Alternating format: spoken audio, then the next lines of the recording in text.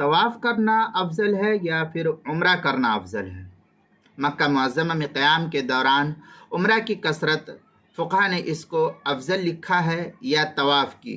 تو اس صورت میں یہ جاننا چاہیے کہ اس بارے میں بہت تفصیل ہے کہ عمرہ افضل ہے یا طواف افضل ہے۔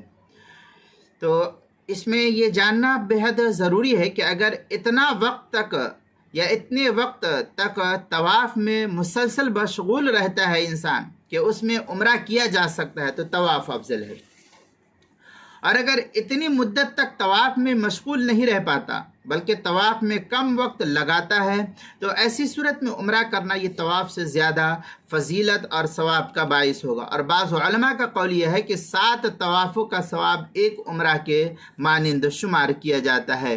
اس سلسلے میں غنیۃ الناسک کی عبارت ہے وَالطَّوَافُ أَفْضَلُ مِنَ الْعُمْرَةِ إِذَا شَغَلَ بِهِ مِقْدَارٌ زَمَنَ الْعُمْرَةِ وَقَدْ قِيلَ 7 أَصَابِعَ مِنَ العطوفة كعمرہ۔ یہ غنیۃ الناسک کی عبارت ہے، صفحہ 138، مناسک ملا علی قاری صفحہ 467۔ اسی کے ہم مثل عبارت فتاوی شامی جو زکریا بک ڈپو دیوبند کا ہندی نسخہ ہے اس کی تیسری جلد صفحہ 517، کتاب المسائل اس کی تیسری جلد صفحہ 272 اور 273 پہ اس کو نقل کیا۔ عنوان ہے طواف افضل ہے یا عمرہ؟